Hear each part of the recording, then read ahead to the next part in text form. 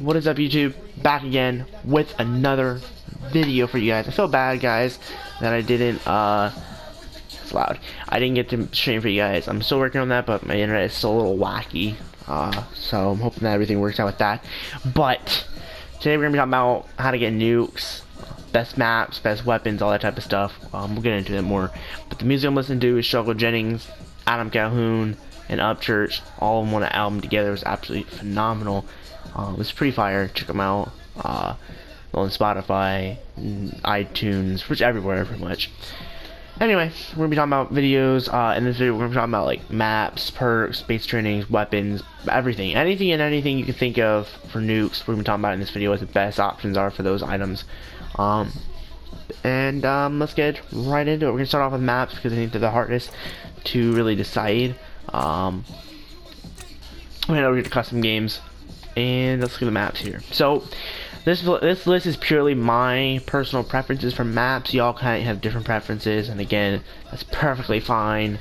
But these are the maps I believe is the easiest to get nukes on, or this maps so you won't struggle with a good squad as much as you might without it.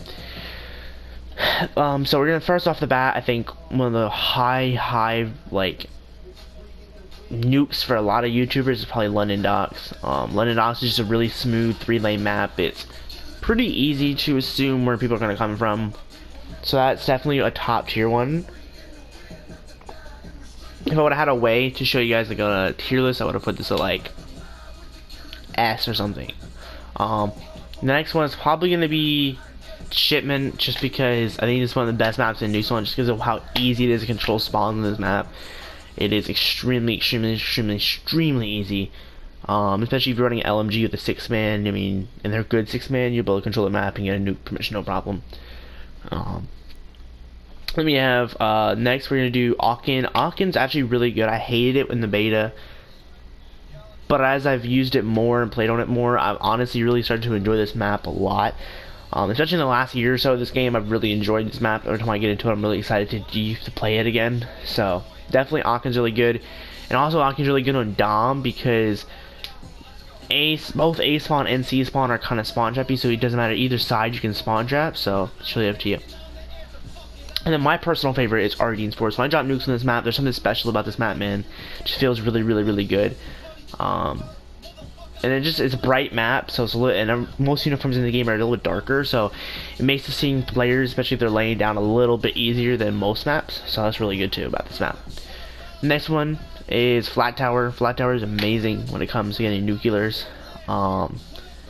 It's really close quarters, so if you like Shipment, but if you're like okay with Shipment, but you don't like how close it is, but you want a little bit bigger, but you don't want it the size of say Aachen or Ardene's, Flak is going to be your map then, because Flak is basically a Shipment and a half. There's just more space of walking than there is, not necessarily more lanes, but it's more of like more space, like larger spaces to walk. So what might be say a couch width, like a couch long ways, path might be 2 couches side by side each other. That's how like wide the walkways are. So a little bit longer. And then I think the last one, which I'll be surprised a lot of people, is Gust of Cannon. If you're a sniper, this map is literally the V2 sniper heaven. I mean, this map is perfect. Especially if you control the top of the train. I mean, you've pretty damn good sight of pretty much everyone on the map. I mean, you risk getting head like parts go, but I mean, I've never really had a super big problem with that. That's all the maps. Some maps to stay away from if you're going for nukes is Gibraltar, London Docks, Jesus Christ, Gibraltar and Pointe du Hoc and St. Marie-de-Mont. These 3 maps, complete trash, man. Complete trash. They're just too campy. There's too many places you can't find people. They're really good for, like, these 2 example are perfect for shotgun users, so you're already at a disadvantage. This one's usually mounted up LMG users the entire game, so I would really stick away from those maps if you can. And US Texas is okay, but I feel like you get those really bad like situations where you get hard scope miles away and you can't do anything really about it. Moving over to guns, I'm gonna head over to my line.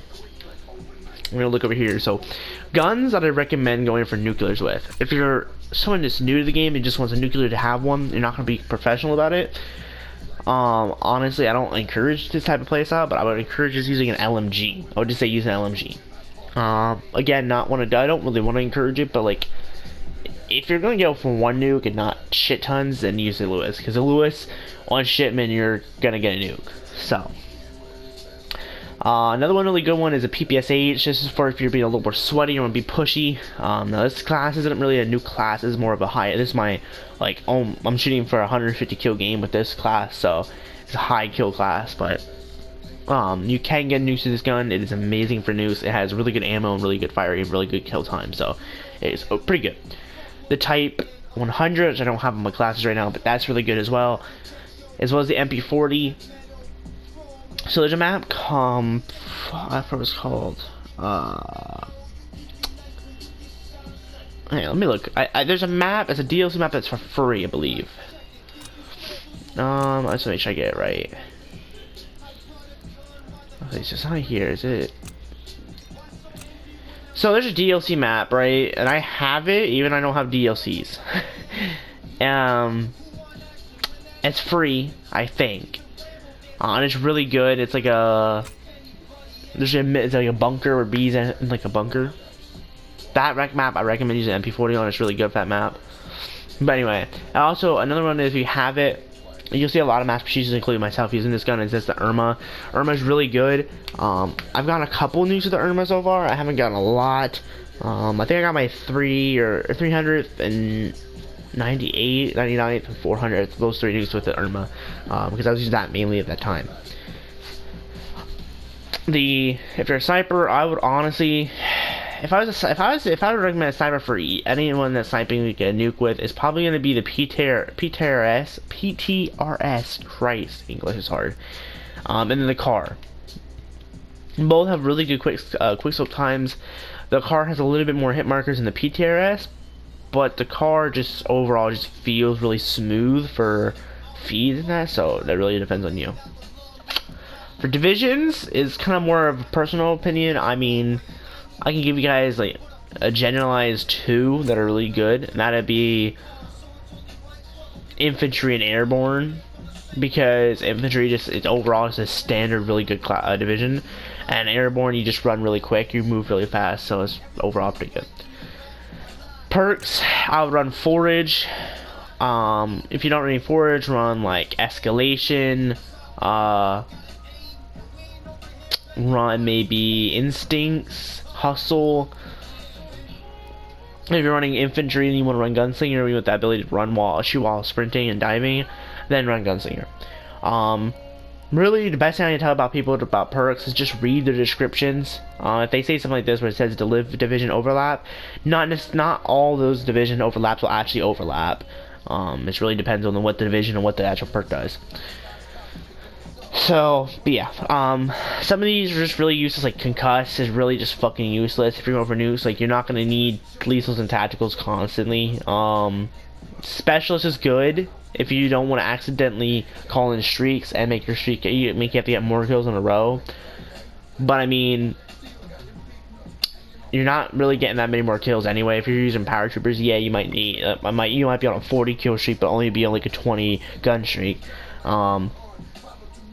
But I mean, you also kind of want that UAV. The UAVs in this game can be very, very good, especially if enemies are not necessarily the worst players ever, and they can sometimes get shots off of you.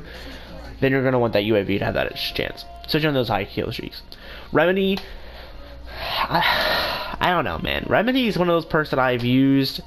I haven't really felt a difference with Remedy. Even with Remedy on, I don't feel like I actually get health any quicker. It says it does, but I don't feel like it does. So Remedy is kind of one of those things you use at your own will. But I want to recommend it.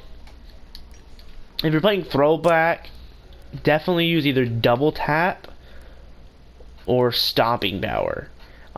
If you're not a good player and you have the option to run 2, which is I believe commando, run stopping power and juggernaut, because these 2 guys a combo are just, it's unbeatable. Literally it's unbeatable. Now these can only be used in throwback of playlist, which is actually available right now. So if any of you guys have over 2 and are trying to go for nuke and you want to use these 2 together, play the throwback mosh code right now. It's double XP, double weapon XP, double division XP, so you're not losing out on any of that. But pistols, I recommend the 9mm SAP if you have it. If you don't have any DLC pistols, I recommend the PO8, or surprisingly, even the bazooka. Because you'd be surprised how good the bazooka can be if you hit your shots with it. So, you'd be surprised.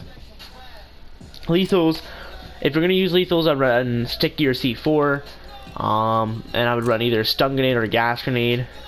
Because gas grenades can be useful to get enemies out of a really tight head glitch. Because you're forcing them out because they can't stay there or they'll take damage. Or if they stay there, they'll be very, like, still be in a position where they can barely move.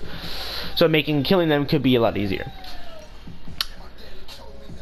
AR wise, I would recommend, like, if you're running it, like, I pretty much only did SMGs and snipers. But if you're running an AR, honestly, man, I would probably recommend an STG or a bar. The bar has been significantly nerfed, so it's not as good as it used to be, but it can do some work.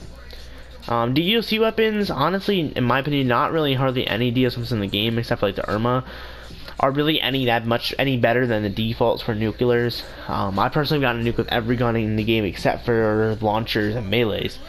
And I don't think any of the DLCs are any other any more better improvements overall as a weapon for nuclears, but you can mess around with your guys' zone and figure that out. But overall, I think that's it for that. Streaks, honestly, if I'm being real with you guys 100%, this is the setup I would recommend. Having that UAV for early streaks, you get that, I think it's, well, in TDM is a 5 kill streak, so you get that at 5 kill streak, a 10 kill streak, a 15 kill streak, and you would get that at a 20, and you get that at a 25, which will be the V2 rocket. So that kill streak right there in TDM, that's what you would get. So you get like what? Oh shit, math is hard. So you get it once at 500, which is the first one, 10, 15, then it would be 20, 25. So it's about, bro, can you mute your mic? Sorry about that, YouTube.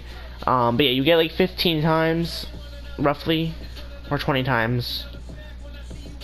No, 25. Jesus Christ, math is hard. You get 25 times. So, I mean, that's not bad.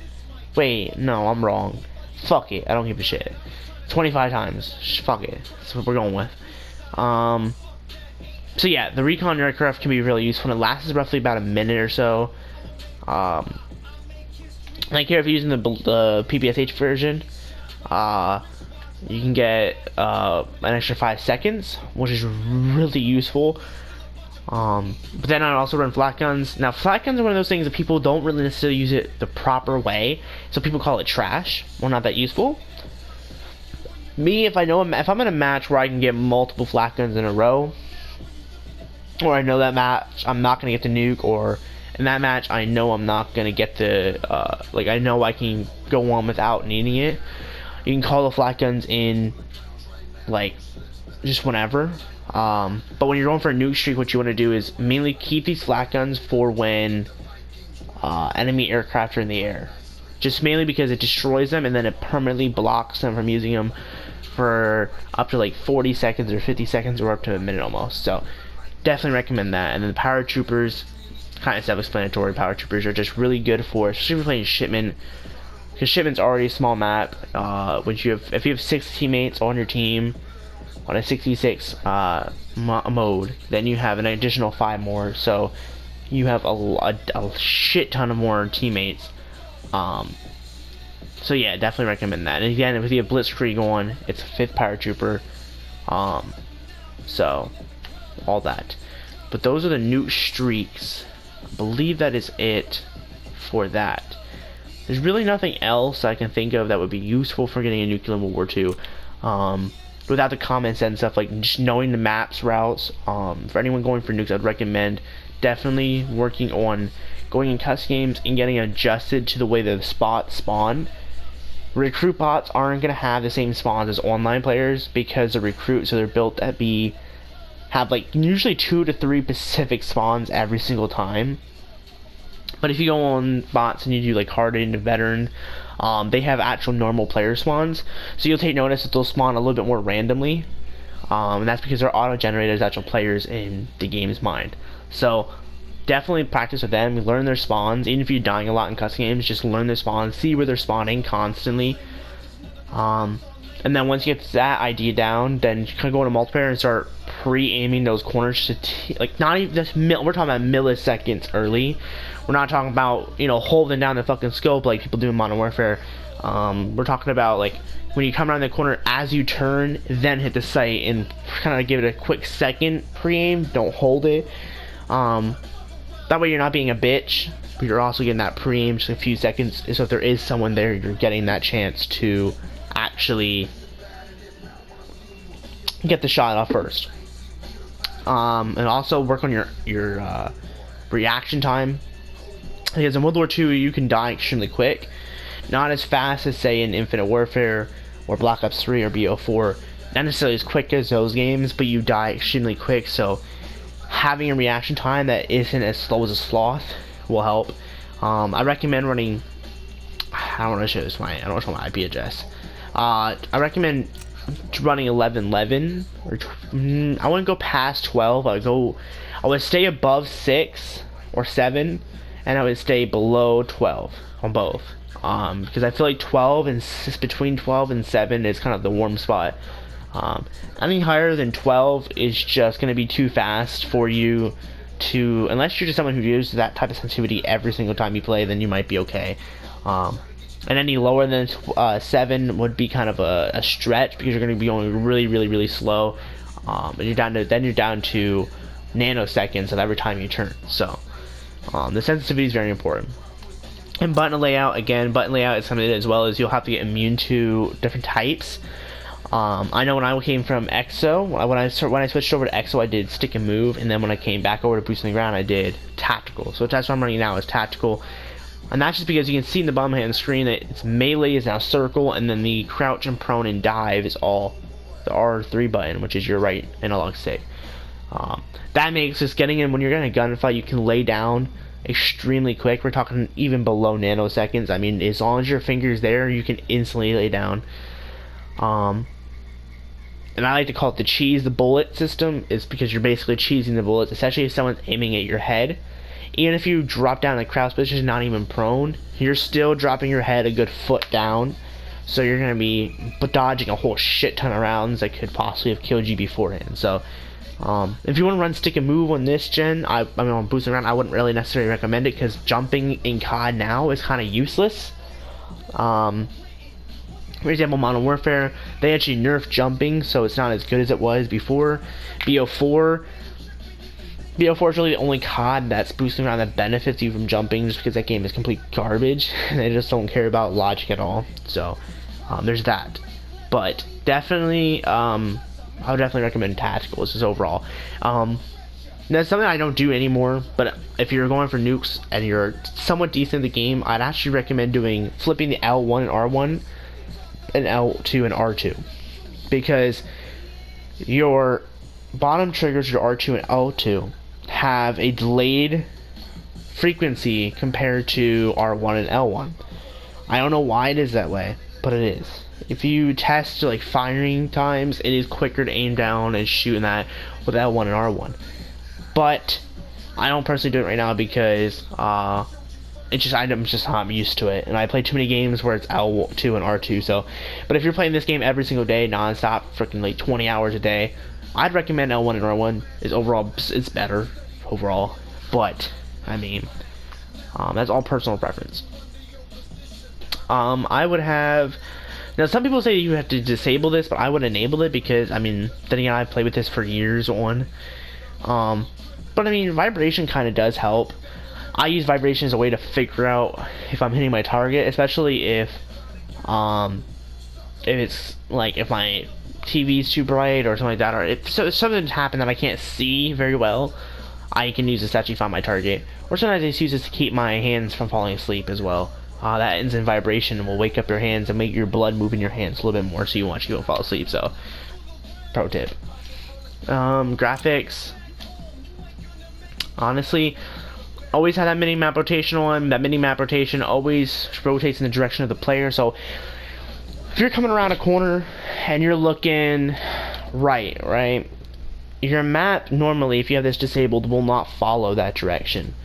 But if you have it enabled, it will follow you. Your character, wherever your character's pointing, it'll follow. So honestly, this is kind of dumb to even have this option, so I'm gonna leave it that way, but it is what it is. Motion blur. See, I don't know why it's even enabled on my game. I don't like motion blur in most games, but if you're running colorblind, I mean, I don't know much about it because I don't run colorblind, but I know in some CODs that have it. I usually run the Dietopia, whatever it is, basically, so it's just like blue in that. So I usually use, but your safe zone, I'm not even sure if this is popping on the screen for you guys. I don't know why it keeps resetting it, but try to have this as tight to your corners as you possibly can, like this. It's gonna follow like the screen, but that's what I recommend. Brightness, I used to have this all the way up, but for you guys on YouTube, I turned it down. So I would recommend turning it down, but if you're not doing YouTube, I mean, you don't really have to. I mean, I don't feel like it affects anything. But then that's pretty much it. Can't think of anything else you guys would need to know. We covered maps, guns, all that type of stuff. Yeah, I think that's it. Game modes. Best game modes for nukes in this game right now is setting as a horde point, which is not in the game right now, but if it does come back, horde point is probably your best bet because people are so worried about the zombies, they're not really focusing on you. But domination, dom, hard point, those two are really good.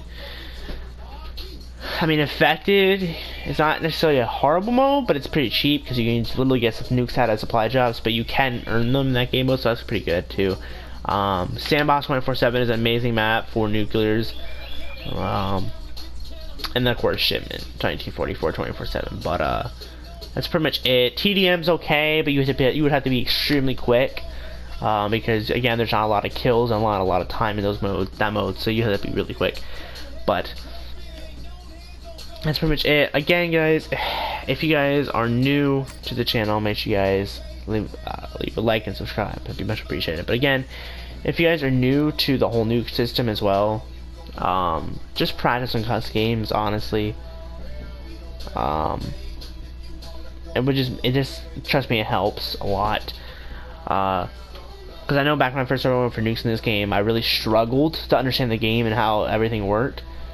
And then I practiced on custom games and it really improved my overall play style in this game. So we're just gonna play custom games a lot. Trust me, it helps. You get some nukes eventually. It'll take time, but don't lose hope. Keep practicing. Again, if you're new to the channel, leave a like, subscribe, share. Notifications on, you already know. You guys are beautiful, one of a kind, and I should be live tomorrow as long as the world doesn't end while I sleep.